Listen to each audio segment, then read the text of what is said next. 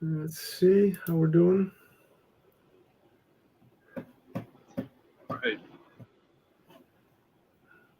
All right. Well, it seems we are officially live on the YouTube LiveProg channel.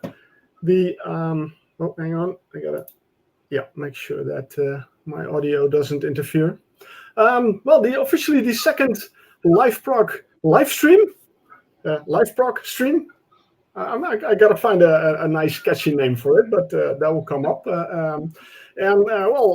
Not one, but 3 guests so far, and who knows, maybe one more will pop up. I hope. Well, from Emerald Cty Council, Brent Bristow, Jeremy Nichols, and Seth Hankerson. Well, good afternoon to all of you, and welcome to the live stream. Thank you. It's a pleasure to meet you all. And you as well, yeah. It's a pleasure to be here. So, how are you guys doing? Good. It's a busy time of year, particularly for Seth and me. With beginning of the school year, Seth's doing some marching band camps and things like that, and set through meetings and things like that. Getting ready for the college year to start. But yeah, it's good.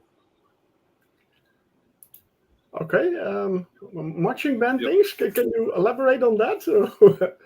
Oh, I know it's something we have in the Netherlands. So. Oh, okay. Well, it's a big part of the the musical education stuff here. Is that we have as part of American football is that the bands, meaning your winds and percussion.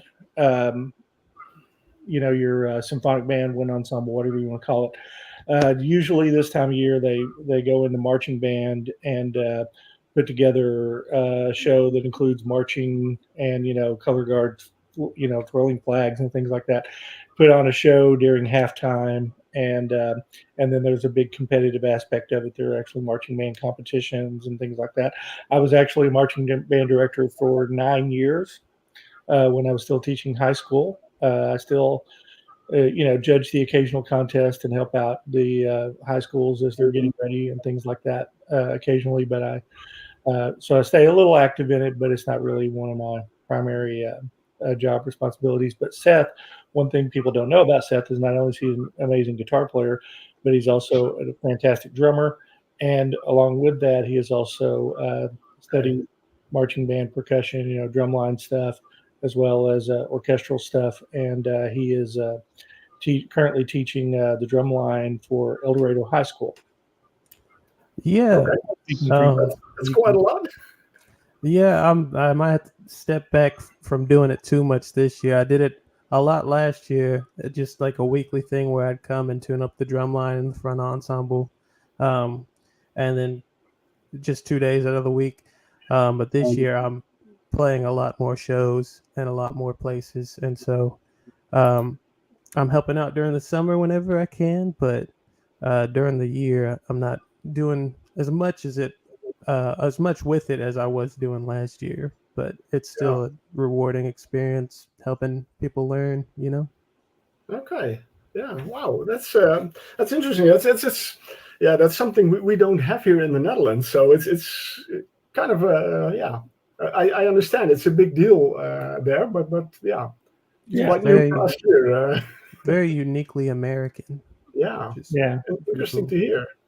Well, it sort of came out of the military band tradition with marching and parades and things like that. Sort of developed into this whole, doing a routine and things like that. But it's a big part of the football culture, but it really does kind of help, like in music education. As I don't know how things are there in Europe, but in here, the athletics takes a good part of the budget that most schools have, and by doing marching band, we kind of help get a good bit of funding. So we sort of help out with a lot of that kind of thing. We're there part of the football games and things like that, and that kind of helps us fund other ventures. Yeah, that's definitely quite different. We don't have something like that here. I mean, we do have sports, but that's usually separate from school. So that's quite different. And what about you, Jeremy? I have a feeling you're in the Oh. car, right? I am. How'd you guess? I don't know. Something about it. Taking a little break from the regular job, the 9 to 5. So this is one of the quiet places, pretty much the only quiet place I could find at this time. So, Okay. sitting here with the air running, of course. Hope it's not too loud. But anyway, things are going well here. Good to hear. Good to hear. Yeah.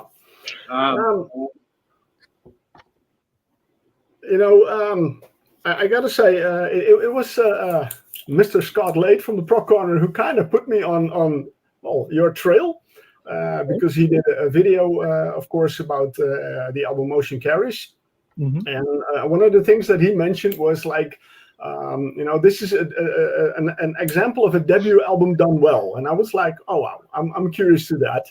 So that's why I started to listen. I'm very happy that I bought a copy of the CD. I mean, I kind of don't mind doing some streaming to get to know some music. But once I find out some music that I really love, I really need to have a physical copy of it. So I'm really happy to have the CD.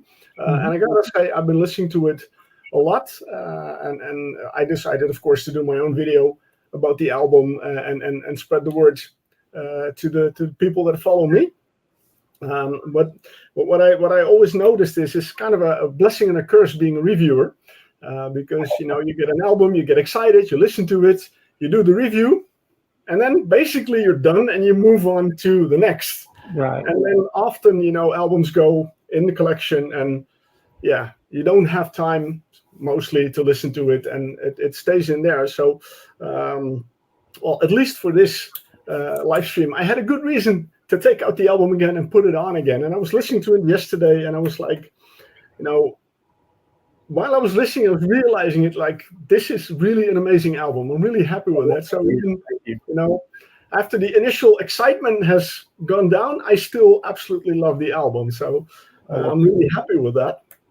But I'm of course curious, how did Emerald Cty Council come to be? Well, Seth is a former student of mine, and so we were really, Seth was the first one that I recruited for this, and it kind of started, I mean, going way back, kind of a long story. I'll make it a little shorter, but when, Jeremy and I had recorded together years ago with a group called Alliance. Nothing to do with Robert Berry's group. We didn't even know they existed at the time, but and we are going to be putting up some Alliance CDs on our website if anybody wants to hear what Jeremy and I were up to back in the late 1990s. But I'd had in the back of my mind that I wanted to do a project for a long time, and was busy doing work as a professor of music, and I do a lot of gigs where I play with Star Trek actors and things like that. And so when my father passed away in 2018, and it took about almost a year and a half to get the estate all settled and everything. And when I got my part of the inheritance, I really kind of felt like I wanted to do something meaningful with this. My dad was actually a bluegrass musician. He was really into music, and I wanted to do something, with the money that I inherited, besides just, go buy a new car or whatever. I wanted to do something that would really kind of honor both of my parents and give them, do something I thought they would be proud of. And so I had the idea to start recording this project. I asked Seth to be a part of it. And honestly, I really thought it was going to be something, 50 people were probably ever going to hear, and then the pandemic hit and everything kind of shut down. Well, a friend of mine named Philip Moore, Philip actually plays acoustic guitar on Realize Part 2. And Jeremy knows Philip as well, but he's been a country songwriter in Nashville for years. He helped me kind of set up my home studio, but he kept telling me, hey man, I've got a drummer friend I've been playing with in Nashville. He's fantastic, and he loves the same kind of music you like. You guys need to get together.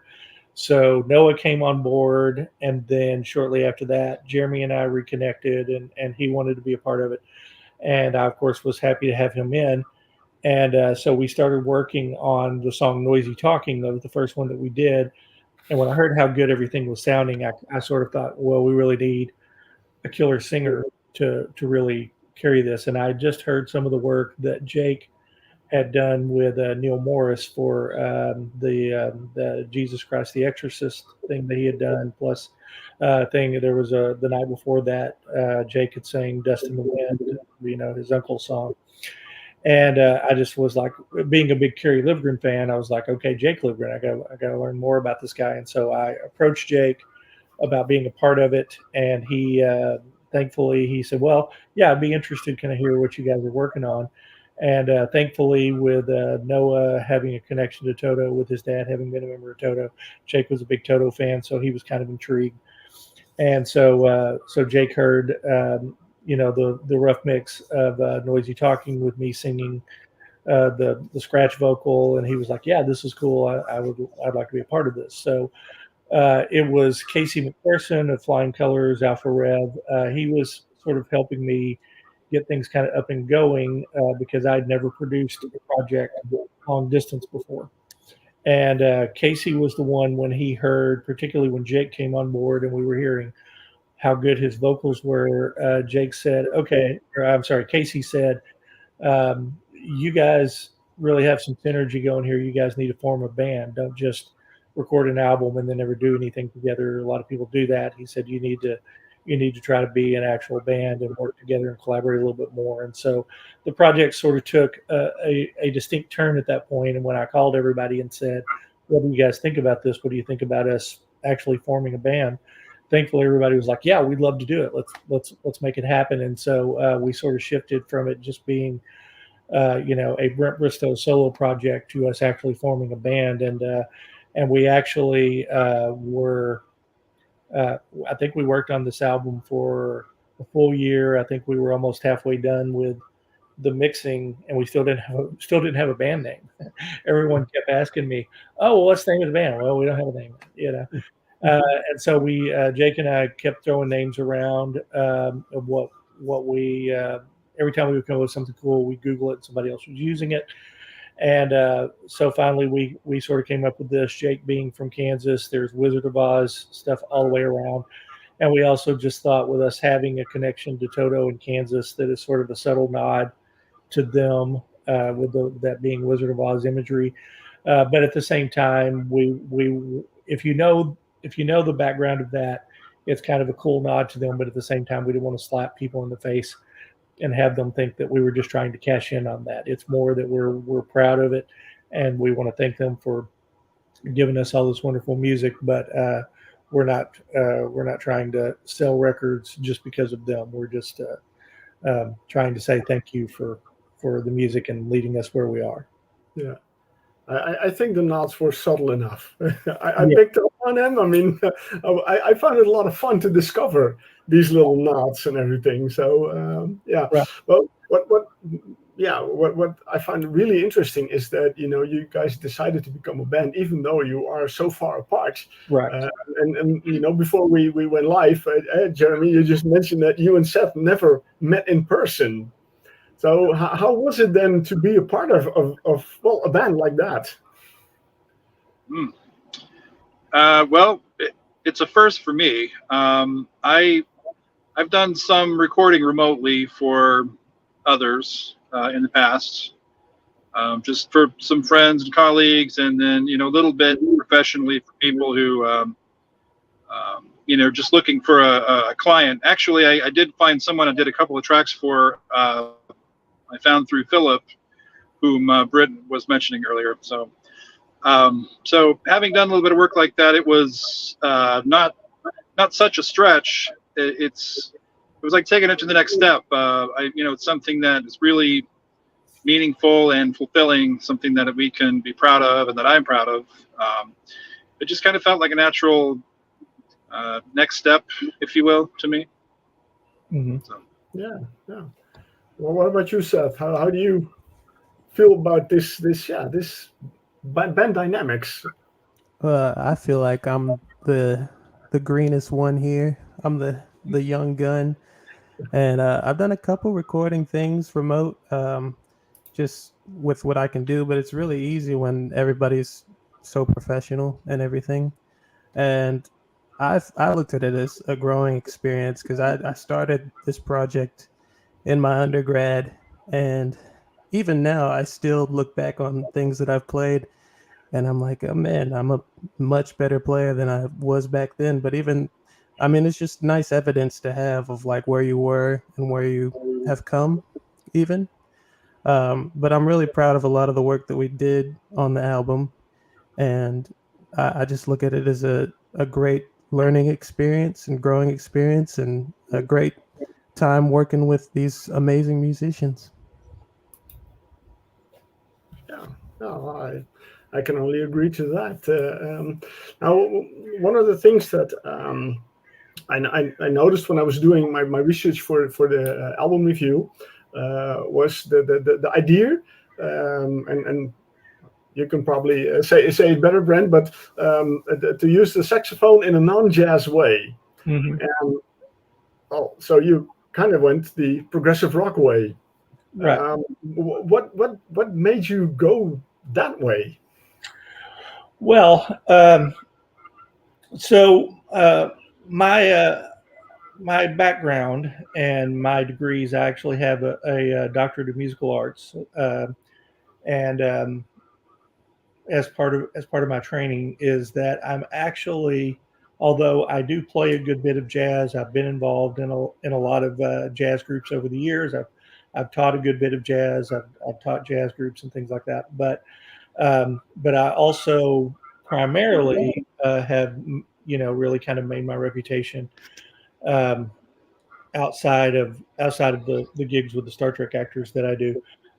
Outside of that, probably primarily have spent most of my time as a classical saxophonist, which classical saxophone is not um, necessarily something that really the mainstream really knows a lot about. It's more in the academic circles, college professors and in that community.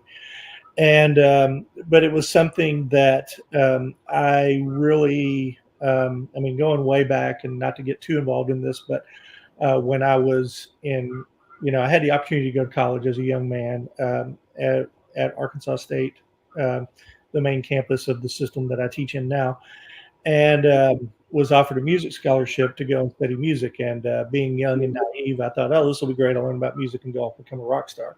I guess it took 30 years, but I guess the plan's kind of coming together now.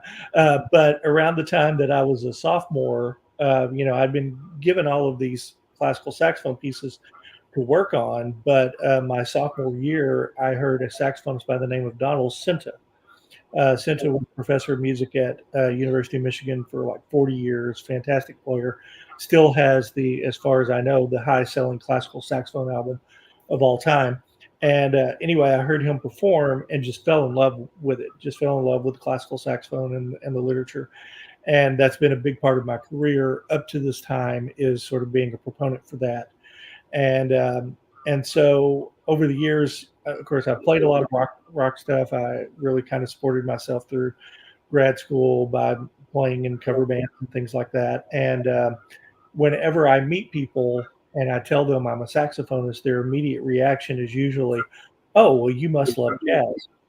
And to which my response is usually, "Well, yes, I do, but we can do a whole lot of other things too." And so I'd sort of had an idea, even way back, even when I was in about, Seth's age.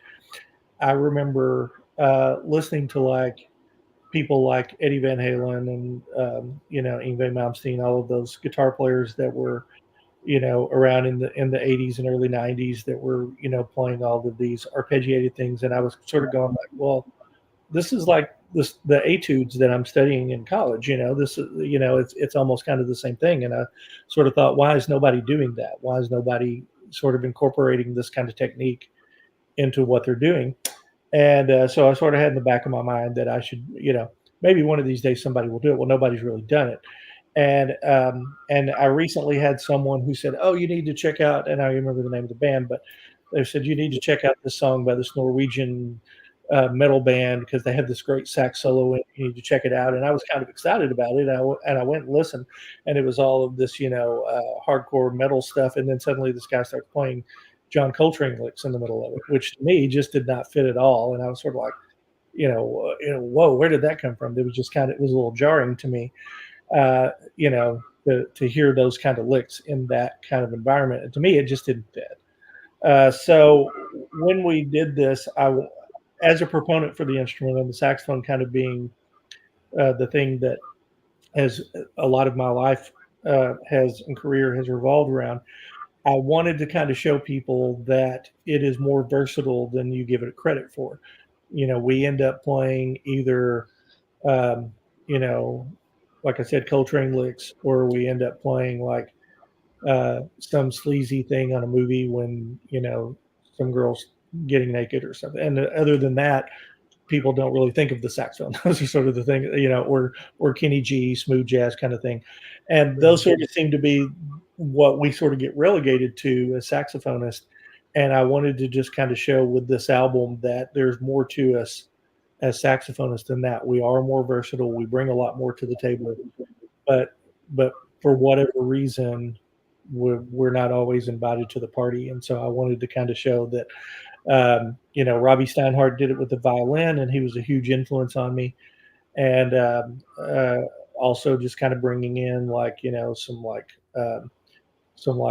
monophonic synth lead kind of things, and so I just thought, I think that there's an opportunity to just kind of show that we can do more as saxophonists than people really give us credit for.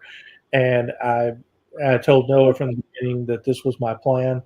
And I said, it's either going to work wonderfully or fail miserably. We don't know. And he said, well, that's what prog is all about, right? Just trying new things and seeing how it works out. And when we started getting all the reviews in and people were talking about how the saxophone was very different from anything they'd ever heard before, Kevin at Prog Radio was telling people, if you don't think saxophone belongs in prog, you need to listen to this album. And I was going, okay, people are getting it.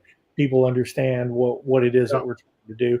And I really hope that there's going to be what I would really love to see happen is I would love to see other people take what I'm doing and add their own take on it and take it even further. And let's create a whole new generation of saxophone players that are doing this kind of stuff. And I would love to see what the younger generation could do, just sort of take off and run with it. That would be a very fulfilling thing for me to see that. Yeah, I can imagine that. Well, it's interesting to hear the whole backstory behind this. Going back to the whole idea of going into the prog direction, I'm curious, Jeremy and Seth, how are you? Is it something a genre you're familiar with, or is it a new genre to you, or how do you feel about that? I've done a lot genre-wise, I guess you could say, since the beginning. One thing that I wasn't as well versed in from a playing perspective was probably the progressive, stuff. But I've also been a big fan of, for instance, Dream Theater has always been on my radar. I've always really enjoyed how technical and how pristine a lot of that sounds, and just the feel in general, the multi-time signatures, and just kind of the vibe. So even though I hadn't played a ton of it before this, I feel like it's kind of in the same vein, and I really have been digging it, and I feels like another notch in my belt, so to speak, I guess. But it's something I've really enjoyed and will continue to enjoy, and it's really just a heck of a lot of fun. Yeah, I can understand that. What about you, Seth? Yeah, well, I think I almost have the opposite experience of Brent, because I've been playing like gospel in church for quite a long time, and then that naturally progressed into jazz. And so more than anything else, I've played a lot of jazz and soul and blues. And so coming into this, it was it's almost expected that you kind of, as a guitar player, know how to do the rock thing, the prog thing, And it was a bit of a learning curve for me because I'd never played in a genre like this.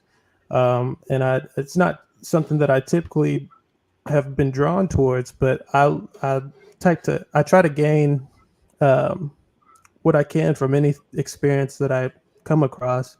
And so I really enjoyed playing a lot of this material, even though it's not something that I'm used to playing. And yeah.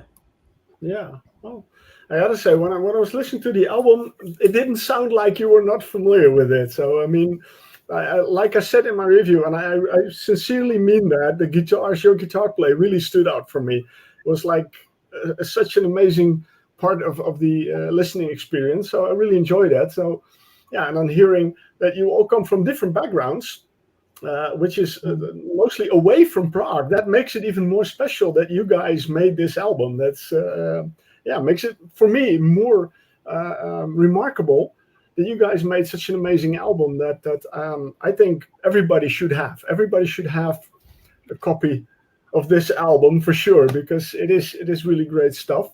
I think that's a testament to Brent's vision. I mean, really, he mapped everything out the way that he wanted it and gave us a little bit of creative freedom.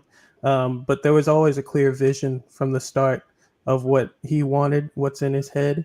And that was able to give us a guide to go through and do everything the way that needed to be done for the album. Yeah. I appreciate you saying that, Seth. I'm sorry. I just told Seth I appreciated him saying that. Oh yeah. I'm checking up on my notes because we're moving away. I had some points that I thought would be nice to talk about, and I'm just checking which we already had and which we haven't. One thing you mentioned it already. That was before we went live, Brent. And I think that ties in, of course, with your background in music as well, Seth. Neil Morse. Yeah. That is a name that keeps popping up. Yes. So, is there a special connection, or is it just you like the music he makes, or? I was just in Neil's studio week before last. So I've been a big fan of Neil since I heard the Spock's album, The Kindness of Strangers, back. I guess it was probably 1997, 1998. Followed him through Transatlantic, a lot of his solo stuff, Flying Colors, of course, and I mentioned Casey from Flying Colors helped us kind of get things started. So with Neil, I had done a few things. He had done a couple of online master classes, like an hour-long thing for a couple of Saturday mornings, and I'd participated in a couple of those. Not that I ever got to communicate with Neil directly or anything. And then with, I guess it was end of 2022 into 2023, we were almost finished with the album. We had everything done except for Platforms of Illusion and Realize Part 3. Everything else was done at that point. And as a professor, I'm always asked to go and do professional development things, attend conferences, get some new training, whatever it is. And typically I go to saxophone conferences, mostly because I get invited to perform there. And so that's where I do a lot of those things. And they sort of started telling me, well, that's really great, but don't you ever want to just go where you can just learn and not have to be one of the people presenting?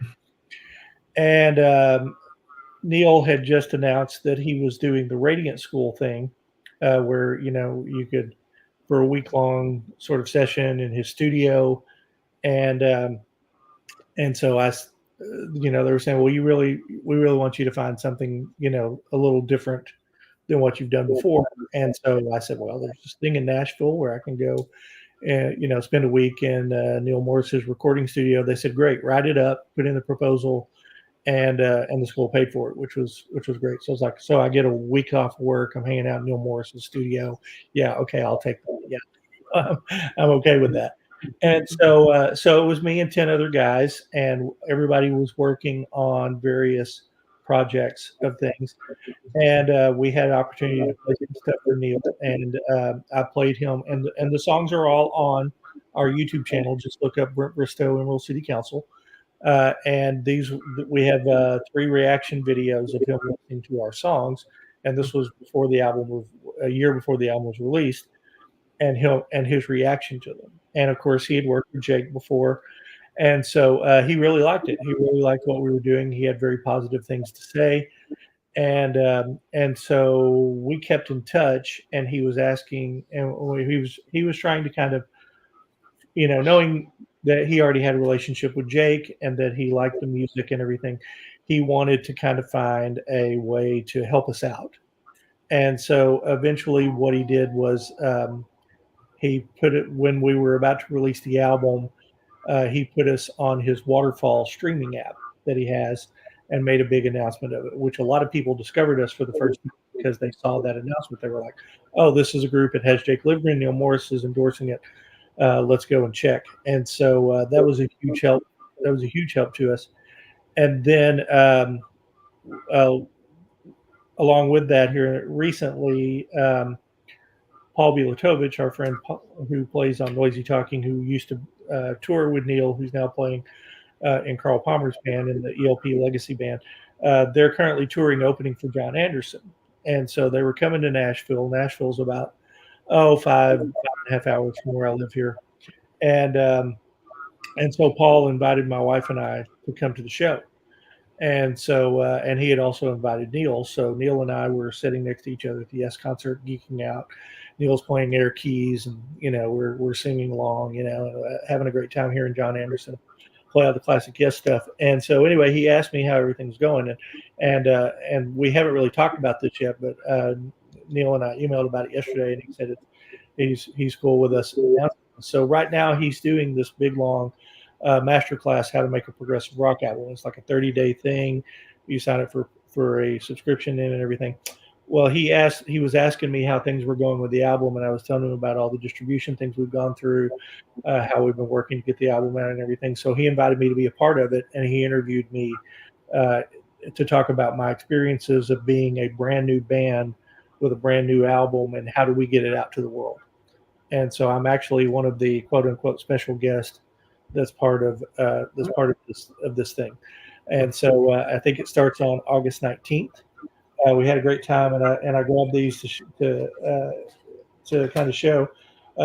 He gave me a one of the vinyl of One, which he signed, and I think thanks for all. And this was right after we had done that, and then also he reached into a box and said, "Hey, do you want one of these?" And he handed me the Late Bloomer album, which is not even released until the 16th of this month. And so very, very nice of him to give those. But Neil has been a very strong supporter of us, and really has been very complimentary. And it's kind of a little bit surreal, as Neil's been one of my favorite musicians, one of my favorite songwriters, to sort of, show an appreciation for the songs that I'm writing and treating me like a colleague.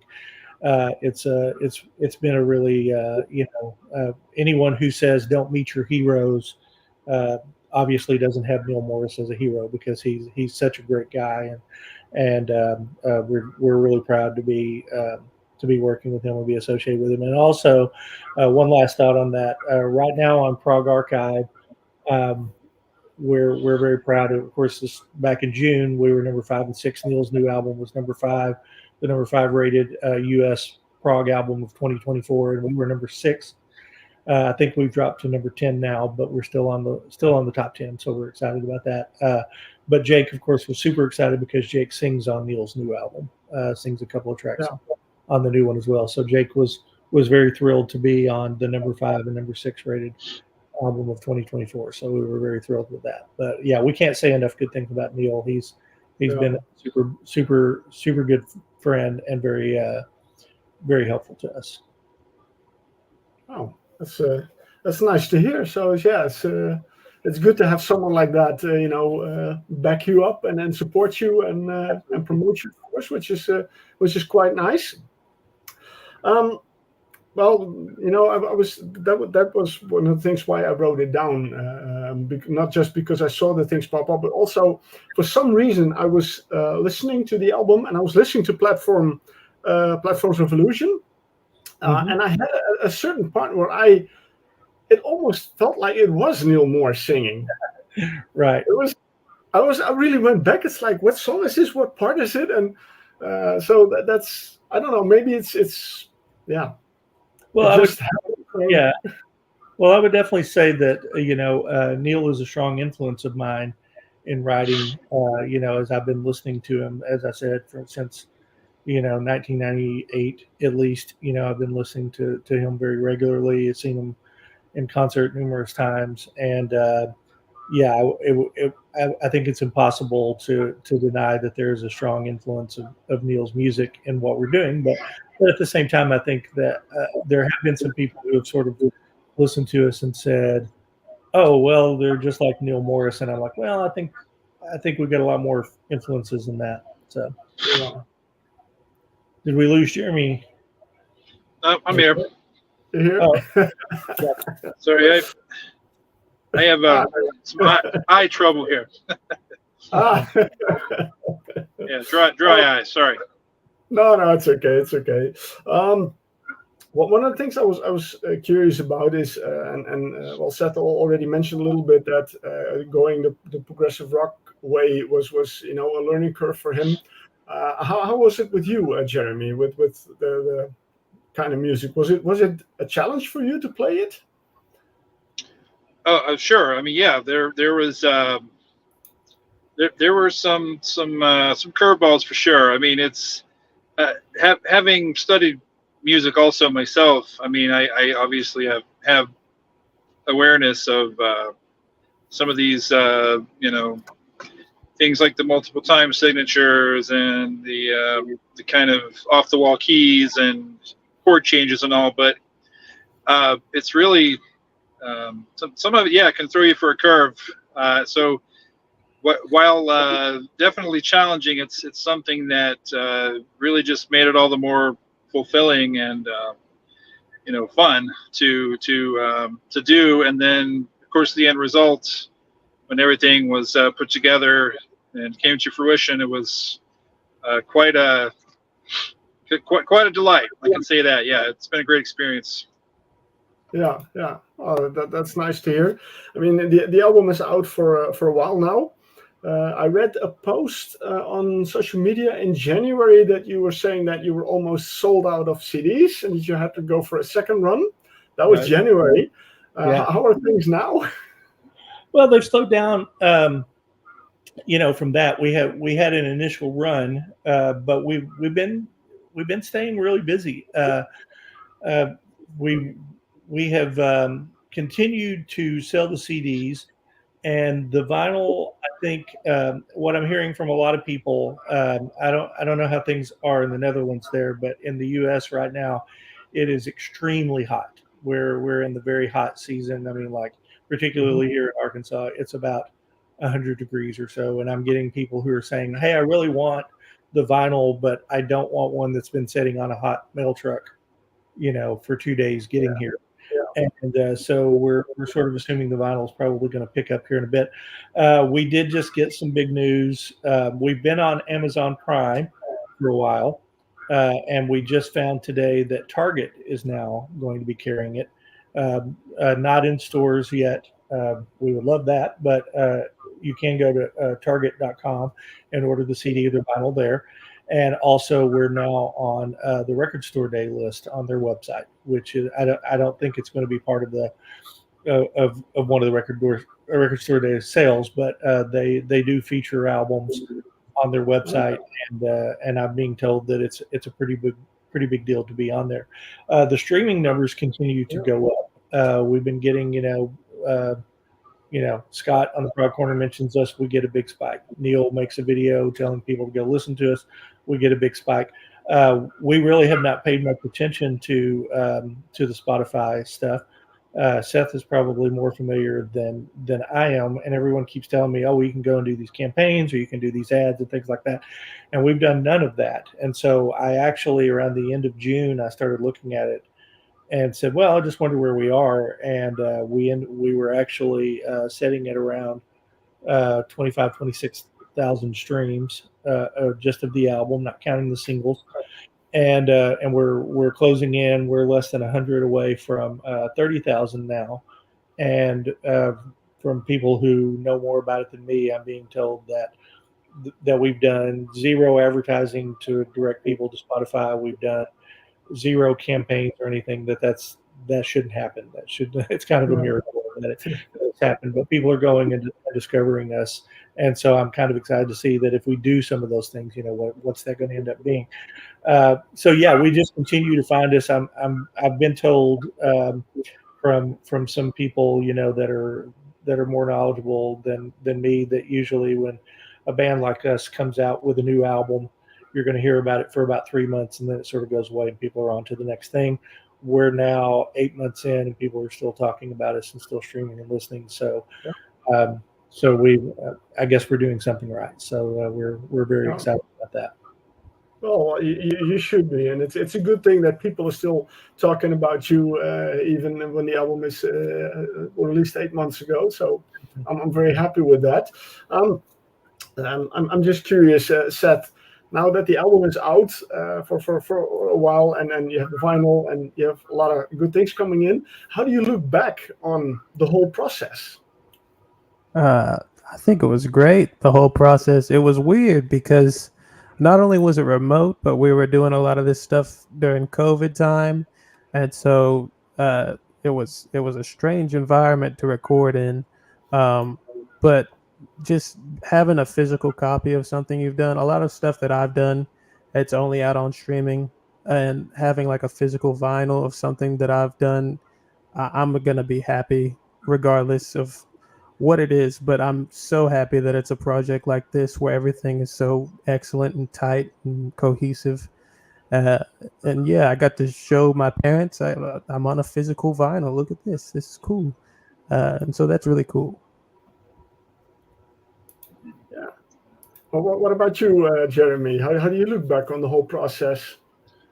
Oh, I concur with a lot of what he said. In the beginning, you don't quite know how it's going to be, how things are going to turn out, what it's going to be like, what the experience is going to be like, the finished product.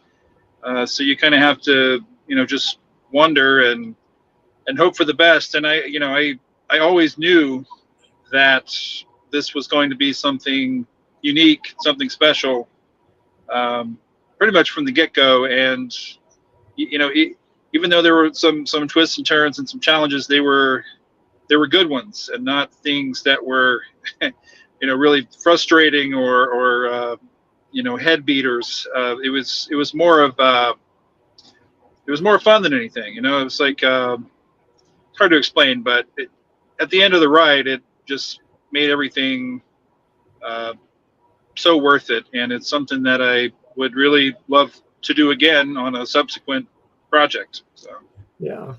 Well, is there a chance that you guys will ever perform all together like a band? Oh, it's going to be a challenge, but it will be a challenge. Yeah, I talked with it a little bit.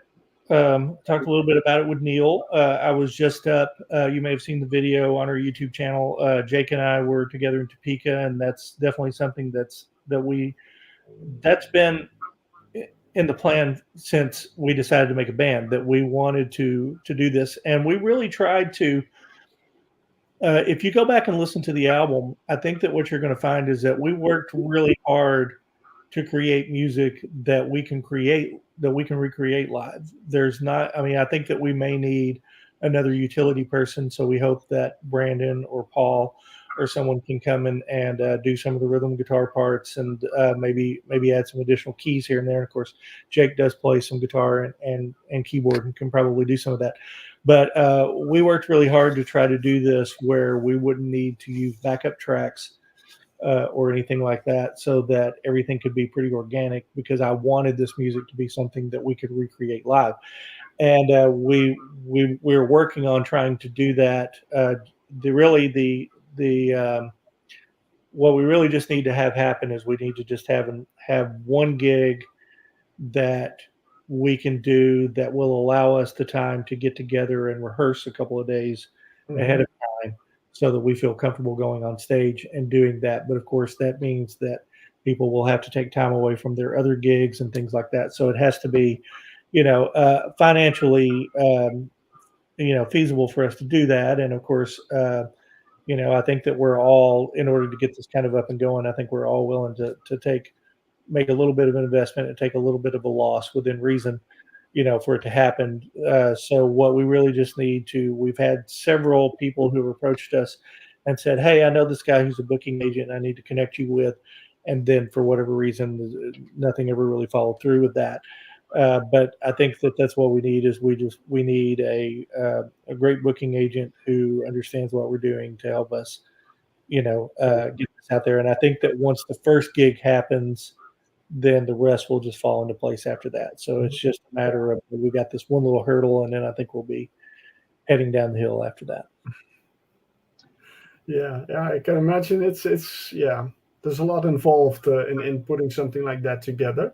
Right. We have a few comments. I already put one up, but Adrian Beninsky, great band, killer album. Well, thank you, Adrian. I can absolutely agree with that. And we have an interesting question, and something I should have put on my list to talk about, which I completely forgot. But fortunately, we have someone asking it. Orion Music. Yes, questions are welcome. Please put them in the chat.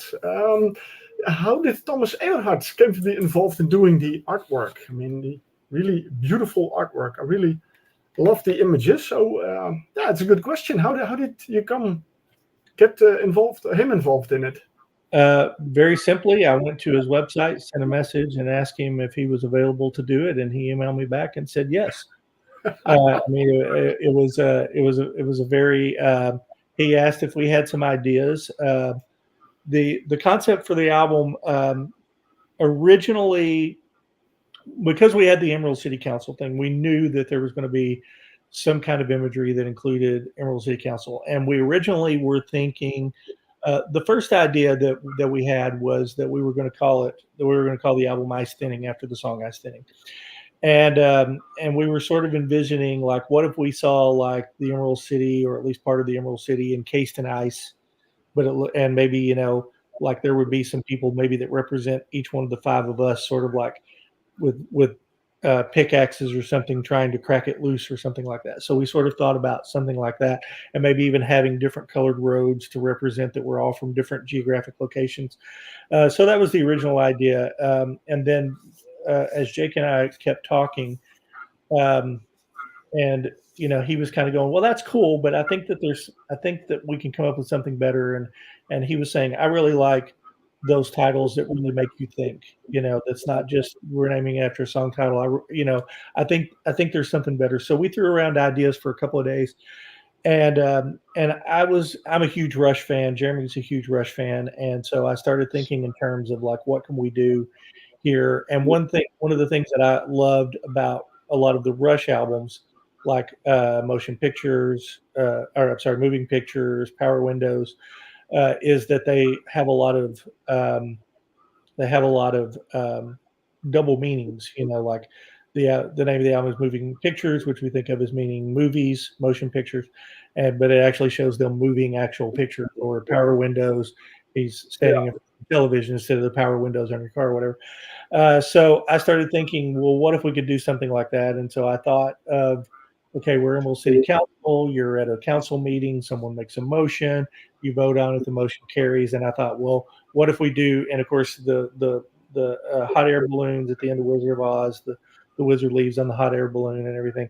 And so I thought, what if we had someone being just like about to fall, being carried away in a balloon, and that's the motion carries. And so when Thomas contacted me, he said, well, do you have an idea of what you want? And I told him, and he said, I love it.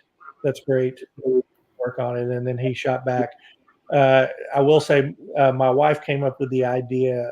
If you look really close, the guy hanging from the balloon has a gavel in his hand from the meeting. That was my wife's idea. Thomas already had him with a fist, and my wife said, "Put a gavel in his hand," and so she did. Did that. And that was really the only revision that we asked from him. Everything else was great, and it just went from there. And so I just sent him an email. I just sent Thomas an email, I guess, about 2 or 3 weeks ago. My wife had gifted me with. She took his original artwork, printed out, framed it, and we have it hanging in our hallway. And I told him how much we loved it and everything, and he was like, "Great, know when you're going to work on another one." So yeah. I gotta say, the elephant hanging on a balloon, that was like, how do you come up with that? That was fun. I didn't notice the gavel, by the way. Yeah, that's all Thomas. My idea was just Emerald City Council in the background, guy hanging from the balloon. Everything else is Thomas's. Yeah. Okay. Yeah, that's pretty nice. Well, that was a very good question. Thank you, Orion Music, for putting it out there and reminding me that I should have included that in my list of questions. You mentioned something very casually that I really would like to go into a little bit more because you mentioned Star Trek. Okay. And one of the things, before I got the album, I saw some pictures of you with George Takei and with Patrick Stewart, and I was like, whoa, what is this? I mean, I am a big Star Trek fan, so that was pretty cool. But then when I got the album and I looked at everybody in it, you have several guest musicians in it, and then I found out that you also have 2 actors from Star Trek, basically doing guest parts on the album, and I was like, that was like how how we almost had 4. We almost had 4 Star Trek actors on the album. So again, this is a long story. I'll try to keep it very short, but I've been a lifelong Star Trek fan for as long as I can remember. It's been just something that I've always enjoyed, and a lot of the actors. So keep in mind that a lot of the actors, they've done Broadway, they've done various other things. I mean, they're entertainers. They sing, they play guitar, they do lots of things. And so these sci-fi conventions, Star Trek conventions, at least here in the U.S. and I think in Germany too, it's kind of been this way, and in the UK, is that they've gone from being these little one-day events to being like an entire weekend, sometimes longer event. Vegas is like 5 days. The Vegas Con is like 5 days. And so several of those guys thought, well, there are nighttime events. What if we put together some music acts? What if we did some groups? And so a couple of those, the first one is the Enterprise Blues Band, which Steve Rankin, who appears on our album, was a member of, along with Vaughn Armstrong and Casey Biggs, another 2 good friends of mine. And then Casey and Vaughn are also in a group called the Star Trek Rat Pack, along with Jeffrey Combs, our good friend Jeffrey Combs, and along with Armin Shimmerman, Ethan Phillips, and Max Kredenchek, who's kind of the mastermind of the Rat Pack. And so I met the guys in the Enterprise Blues Band in 2008. The very weekend I was offered my job at Arkansas State University, Beebe, and they found out I played saxophone, and they said, well, are you any good? And I said, well, I have a doctorate in saxophone performance. And they said, well, who have you played with? And I had just done a one-night fill-in gig with the Temptations. They came into town, needed a saxophone player. They called me, and which is common for them. They just pick up wind players wherever they go. And so anyway, so I told them, well, I just played a gig with the Temptations. And they said, well, come and play with us. Didn't know any of their songs. I'm just improvising, making it up. They loved it.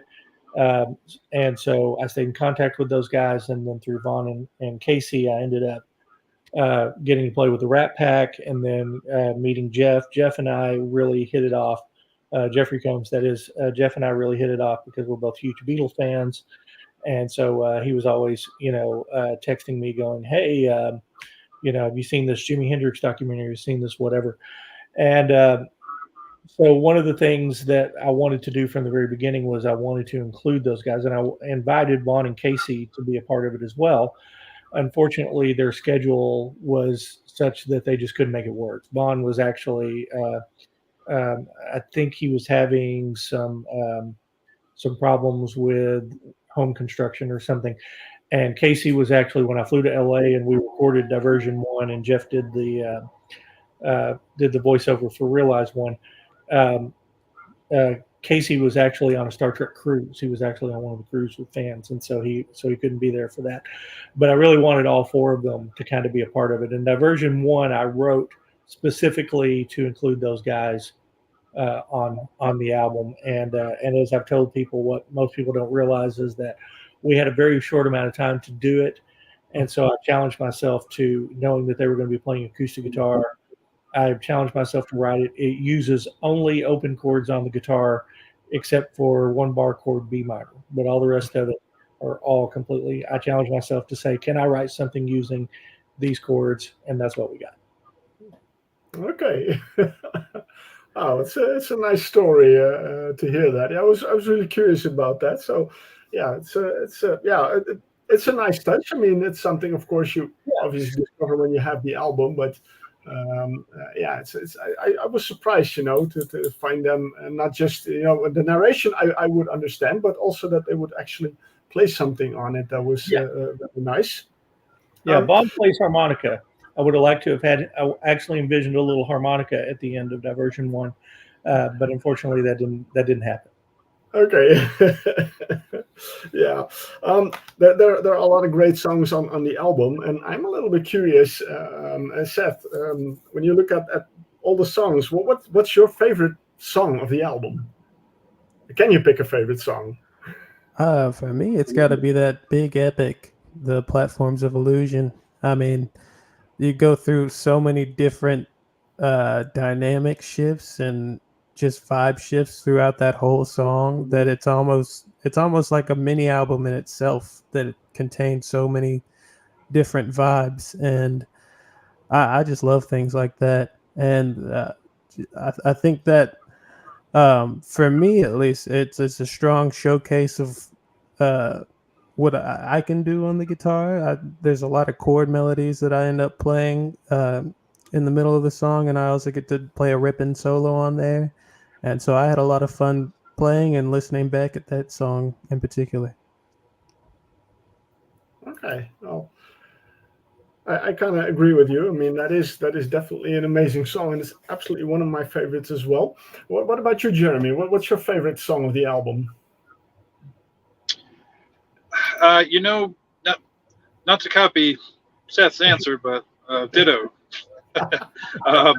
I'd have to say that's probably the most challenging for sure, and the most diverse and interesting and twisty turny song on the whole album. And it was quite a challenge to record that. I remember having to lay out several pages of chord changes written out, trying to follow, and let's just say that there's if you asked me for a one take, there's no way I could work on that until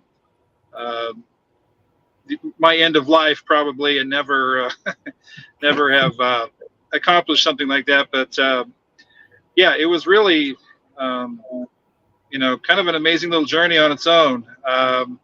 If I had to pick maybe a close second, I would probably say I don't know. I liked Noisy Talking quite a bit. From a player's aspect, it was a chance to do something a little different in the bass part. Anyway, there's a crazy amount of just slides up and down the neck, and I'm not even sure what I'm doing part of the time. It's just let's just say that there's I probably lost quite a bit of skin cells sliding up and down the neck trying to do that. So it was, but it worked out, and the song in general is really I think very strong, and I think most would agree that's probably one of the better. So. Yeah. Well, I agree on that. I got to be honest. I mean, what I said, you guys went the progressive rock way, and then you really went the progressive rock way by including a 20-minute epic. Right. Well, is that something you had in mind? Like, I'm going to put in this big epic song, or is it just something that naturally grew? I actually, if anybody wants to hear the full explanation of it, we were in Jamie's studio. Jamie Tate mixed and mastered the album. Jamie is a multi-Grammy winning, multi-Emmy winning engineer, producer, a guy that's produced something like 16 #1 hits in his career. He's phenomenal. We were Noah and I were in his studio, and we started talking, and Jamie said, "You need to record this. People want to know this." So there's actually a really long, more detailed version of how that all came about. But no, I actually started out with the second section of the song "Best Life." I really thought that was going to be a standalone song. I thought that's going to be about a 4.5 minute song, and I thought that was just going to be it. And then I came up with the idea for Identity, and I thought, well, those kind of go together. And I thought, well, maybe I could string those together with some instrumental stuff. And then the other parts just kind of came along, and I started kind of going like, okay, well, I think I can make this work. And I was actually chatting with. There's a songwriting couple, Buffy and Craig Leach, that live in New Jersey that I chat with and kind of bounce some ideas off of. They also worked with Casey McPherson as well. And I told them, I said, yeah, I've got this idea. It's probably going to be about 12 minutes. And they said, well, how many different sections are there? And I said, well, probably about 6. By the time it's all said and done, they said, no, it's going to be 20 minutes at least. I said, no, there's no way. When I started mapping it out in Pro Tools, I was like, okay, I'm on part 3 and we're 10 minutes in. So yeah, I think we're probably going to be topping 20 minutes. But it just sort of evolved over time, and I didn't really set out to, as I say in the video, I didn't set out to write a 20-minute song. I started with a song, and then another idea happened, and actually I think that a lot of artists who do those kind of songs, there are several things in there, and I was very conscious of this. I wanted to be very economical with my writing because there are a lot of places that we could have stretched some things out, and we could have done this, and the ending could have been quite a bit longer and everything. But I didn't want to do that. I felt like the length that it is exactly the length that it needed to be. I don't feel like there's any wasted material in there. And sure, we could have doubled some things. We could have said, let's let it breathe and do it again. And we could have done a lot of that kind of stuff, but I felt like it didn't need it. I felt like this takes you on a journey that I was very pleased to have Jamie say, there's no wasted notes. It takes you from one thing to the next, and you're never feeling like I got to get through this to get through that. And that meant a lot to me to hear Jamie say that with his background and all the great projects he's worked on over the years.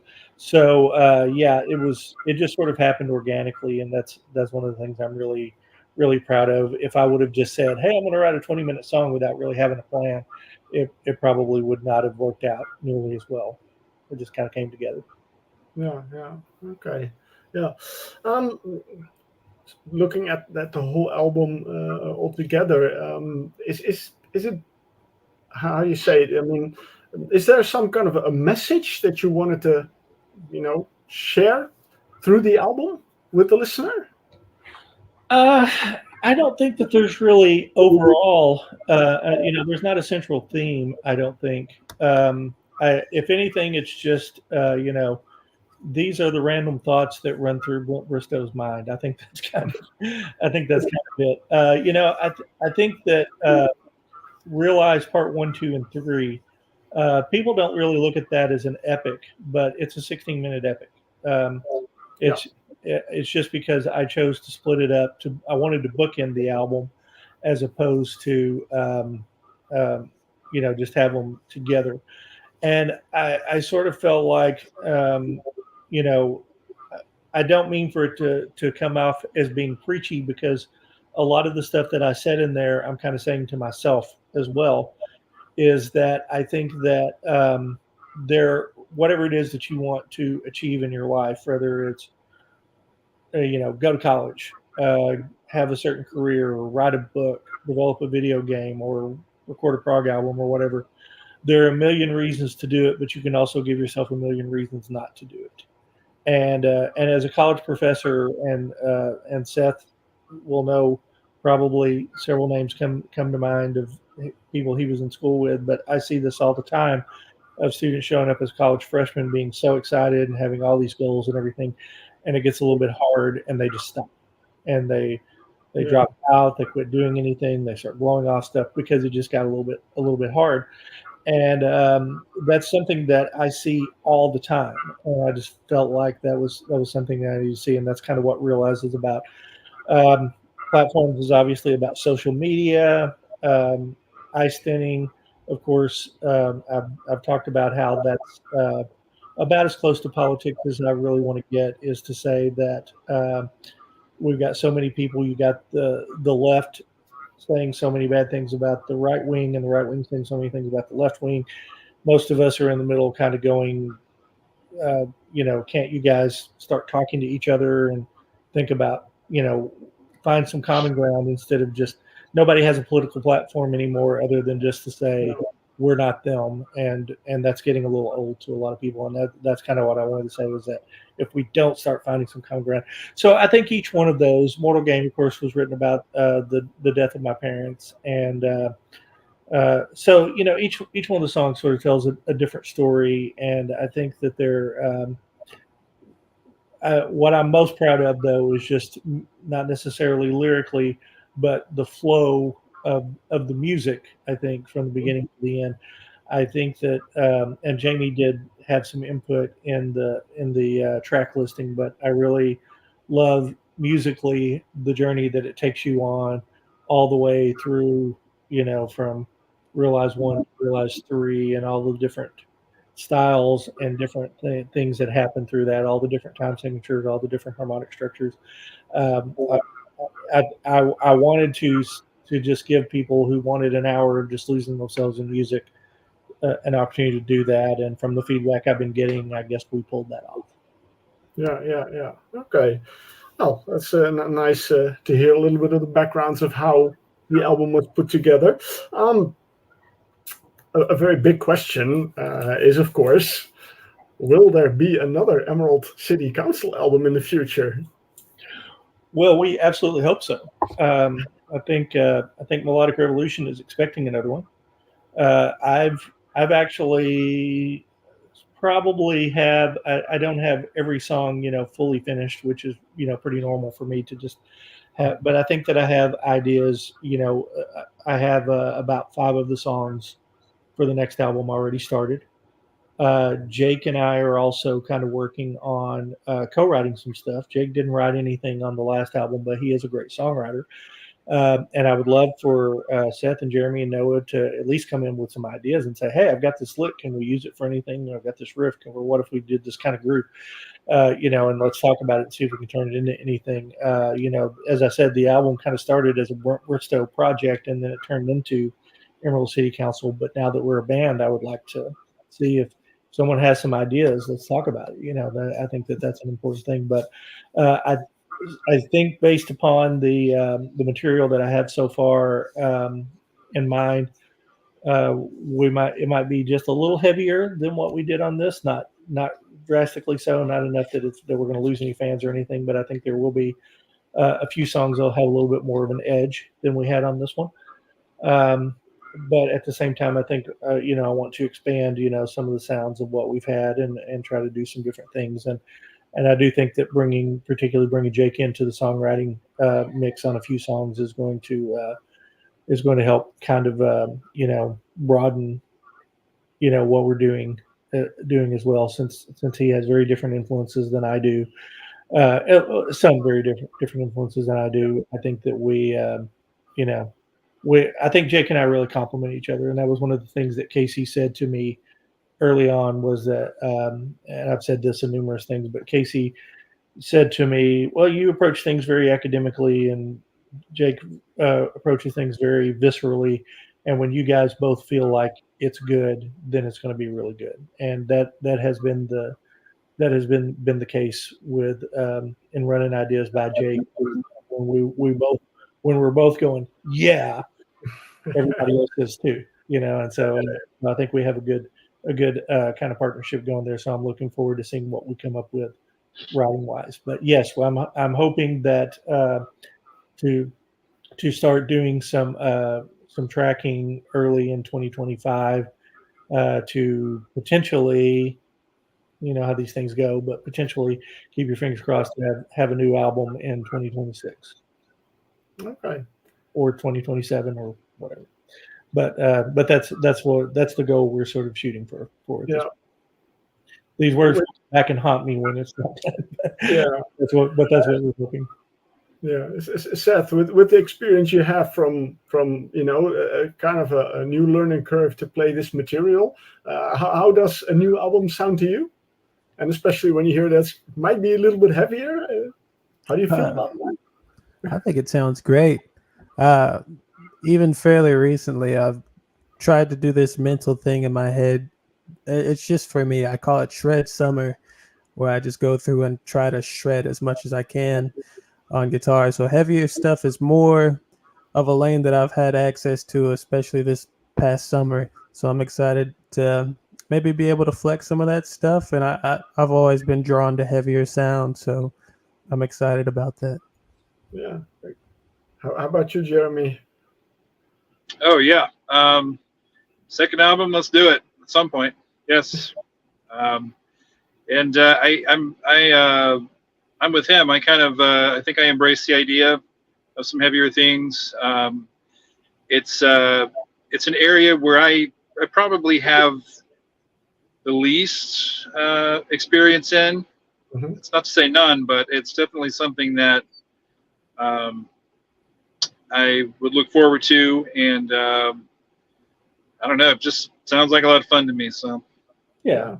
And to be clear, we're not really going metal. We're not. Yeah, of course. Just take what we've been doing and put a little bit more of an edge to it. Yeah. I think, just in some areas, I think it's just the material that it's not an intentional thing. It's just the ideas that I've come up with have lend themselves more to being a little more aggressive than a lot of the material on the first album. Yeah. I come to realize, Jeremy, I mean, Seth told a little bit about his musical background and Brent told it, but I'm not familiar with your musical background. What kind of music do you normally play? Well, I going way back, I came up and, I went to school, of course, I was in the music department alongside Brent, even if we had different,